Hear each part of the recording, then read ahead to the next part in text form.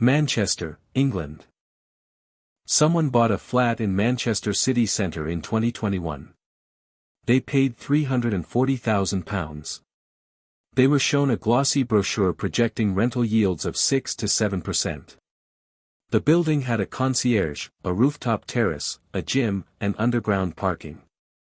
The agent told them Manchester was the northern powerhouse, that the BBC had moved to Salford, that High Speed 2 was coming, that the creative economy was transforming the city. Every single one of those things was true. What was also true, and what nobody in that room mentioned, was that every other developer in Manchester had the exact same brochure, the exact same pitch, and the exact same pool of overseas investors ready to buy. 5,500 new-build residential units were scheduled to complete in Manchester in 2026 alone, the highest single-year figure since records began. The tenant that each of those projections required was, in many cases, the same tenant. And there is only one of them. That is the Manchester new-build flat story in 2026. Smart Landlord's analysis published in late 2025 described the city's new-build sector as one of the most apparent structural weaknesses in the market, a late-cycle, oversupplied product category where investor demand has far outpaced genuine end-user absorption. Buildings completed in 2023 and 2024 are offering 2 months free rent to attract tenants who were never there in the numbers the developers required. Landlords who bought at peak prices are trying to sell into a resale market that is the slowest it has been since the financial crisis, because every serious buyer can now access the documented gap between what was projected and what was delivered. The service charges are the hidden instrument of damage. Blocks with concierge, gym, rooftop terrace, and underground parking were sold on the assumption that amenities would justify premium rents. The service charges on these buildings run from £3,000 to £5,000 per year. The premium rents never materialized. The service charges arrive every month without exception. Manchester as a city is not in trouble. Manchester as a new-build flat investment vehicle in 2026 already has been for some time. London, England. London is the name people reach for when they need reassurance.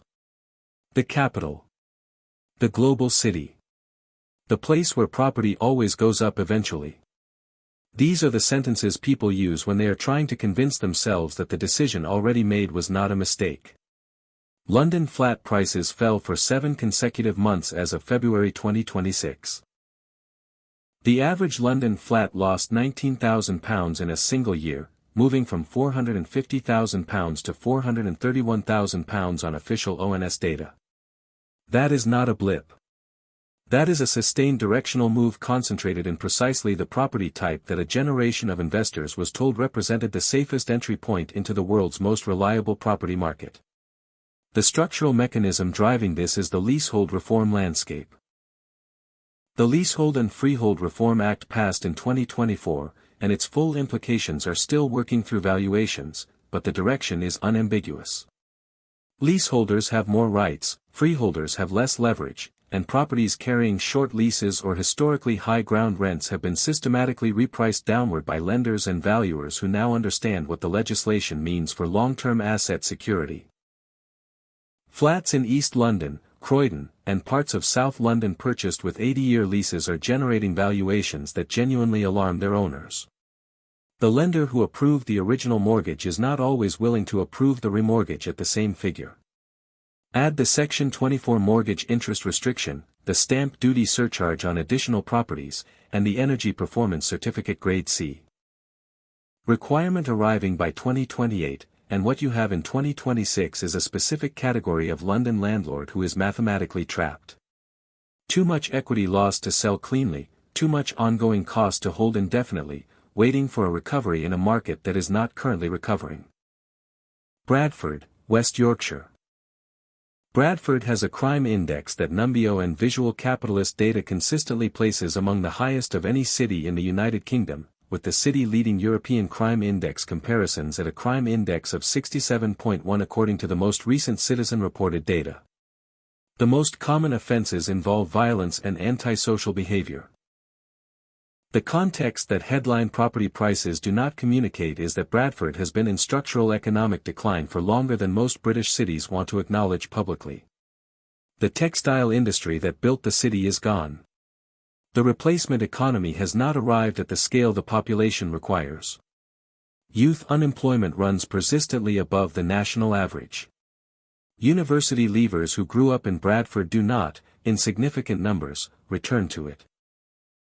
The businesses that might retain them look at the crime data and the infrastructure reality and select locations elsewhere. The property investment industry discovered Bradford approximately a decade ago and has been selling it as a high-yield opportunity ever since. Properties listed at prices that look extraordinary by national standards do produce rental income. What the investment webinar calculation does not include is the void period that reflects a tenant pool under genuine economic pressure, the rent arrears rate that accompanies that pressure, the management costs in a city where landlord workload is above average, and the resale market that is thinner and less forgiving than the original pitch described. An investor who bought 3 terraced houses in the BD postcode in 2022 told me that after costs, voids, and one eviction process he described as the most grueling 6 months of his working life, his net annual yield was 3.2%. He is not selling because the price he would achieve would not cover his outstanding debt. That is the Bradford equation in 2026. Blackpool, Lancashire.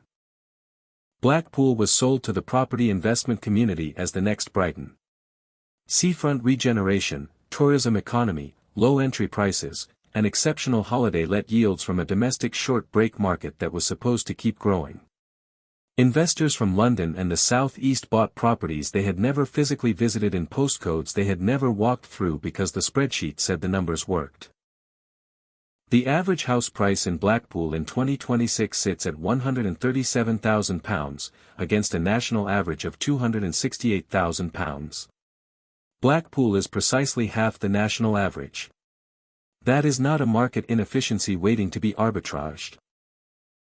That is the market's accurate assessment of what Blackpool property is worth based on who wants to live there, what they can afford to pay, and what the city's trajectory looks like to anyone examining it without a financial incentive to present it optimistically. The holiday let market that underpins so much of the original investment case has been compressed from both sides. Airbnb supply in the town expanded dramatically in the years following the pandemic, flooding the short break accommodation market with inventory just as the cost of living crisis reduced the number of domestic families choosing Blackpool for their annual break. The houses in multiple occupation licensing requirements have added compliance costs that the original yield calculations did not include. The South Beach development is real. The Winter Gardens restoration is ongoing. None of it is moving the needle on property values, net rental yields, or population trajectory. The investor who bought in 2018 expecting to sell into a rising market in 2026 is looking at a flat or declining asset in a city that has not become the next Brighton and shows no current sign of becoming it. Sunderland, time and where. Sunderland's new build flat market is the clearest illustration in the northeast of what happens when developers build faster than genuine rental demand can absorb. City centre apartment blocks were marketed to investors throughout the late 2010s and early 20s on the basis of a regenerating city with improving digital sector employment and a young professional tenant pool that was supposedly ready to move in. The digital sector is real and it employs thousands of people. Many of those people chose Victorian terraced housing in Fulwell and Ryop rather than the new build city centre apartments. The buildings that were sold on projected yields are sitting in a market where service charges have risen faster than achievable rents, where management companies are frequently distant and unresponsive, and where resale values are running 15 to 20% below the original purchase price for anyone who bought between 2019 and 2022. Nearly two-thirds of new build flats sold across the Northeast in 2026 are completing at a loss according to analysis of land registry transaction data. Sunderland is contributing a significant share of that statistic. The city is not without genuine assets and genuine investment. The new build flat product that was sold into it was oversold to investors who were not given an honest account of what the exit strategy would require. Stoke-on-Trent, Staffordshire. Stoke-on-Trent appears at the bottom of UK city performance rankings across economic output, life expectancy, educational attainment, and employment opportunity with a consistency that speaks for itself. It also appears with persistent regularity in property investment guides as an undervalued opportunity because entry prices are low and headline yields look high. The investment industry's relationship with Stoke has been long, and the financial consequences have fallen primarily on the investors rather than the industry that sold to them. The standard pitch offered Victorian terraced houses at £50,000 to £80,000, projected yields of 8%, and a narrative around high-speed 2 connectivity and regeneration investment that would transform the city's economic profile. What investors received was tenant turnover that erodes yield, maintenance costs in old housing stock that consistently exceed initial estimates, a resale market so illiquid that finding a buyer at purchase price is genuinely difficult, and regeneration that has been promised for 20 years without materially changing the city's employment trajectory. The Energy Performance Certificate Grade C requirement by 2028 is a specific and serious crisis for Stoke landlords who own Victorian stock. A significant proportion of the terraced housing in the city cannot reach the required standard without capital expenditure that would cost more than the corresponding increase in asset value. Landlords facing non-compliance are looking at a choice between spending money they do not have on a property that will not recover the cost, or selling an asset they cannot legally rent into a market that understands exactly why it is being sold. Grimsby, Lincolnshire. Grimsby is the city the fishing industry built and the fishing industry left behind. The decline is a matter of documented record across decades. Properties sell for £80,000 to £120,000. Monthly rents of £500 to £650 on those assets produce yield figures that look exceptional on a spreadsheet. What the spreadsheet does not show is a void rate that reflects a population with fewer employment options than the national average, a housing benefit tenant proportion that is above the national average, maintenance requirements on older housing stock in poorer structural condition than the regional average, and a resale market where transactions take longer and achieve less than the original purchase price implied was achievable. A Birmingham-based investor who bought 4 terraced houses in Grimsby in 2020 told me his net yield after accounting for all costs was 4.1% annually. In 2024 he could have achieved 4.5% in a savings account without the management burden and without 4 properties in a city he had visited on 2 occasions. The port is genuinely important. The renewable energy sector in the Humber estuary is genuinely growing. Neither of those things has yet translated into the property market recovery that the investment pitch told buyers was already underway. Middlesbrough, North Yorkshire. Middlesbrough carries the highest recorded overall crime rate of any city in the United Kingdom, running at 141 crimes per 1,000 residents in 2026 according to the most recent available data. Violent crime accounts for more than 30% of all recorded offences. Antisocial behavior accounts for nearly 20%.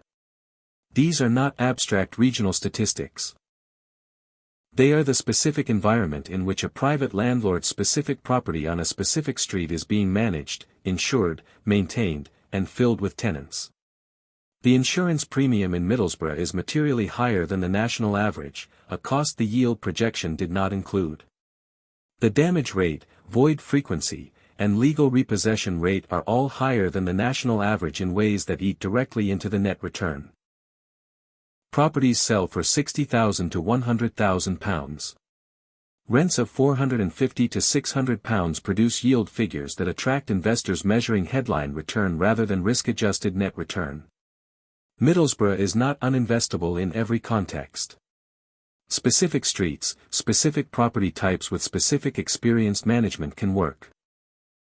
The thesis of buying anything cheap in Middlesbrough and collecting the yield has cost a significant number of investors a significant amount of money, and the data supporting that conclusion has been available for years. Hartlepool, County Durham. Hartlepool is a town of 93,000 people on the northeast coast, and between 2018 and 2023 it became the subject of a new build apartment investment campaign aimed at buyers across the United Kingdom and internationally. The pitch was consistent and compelling. Low entry prices.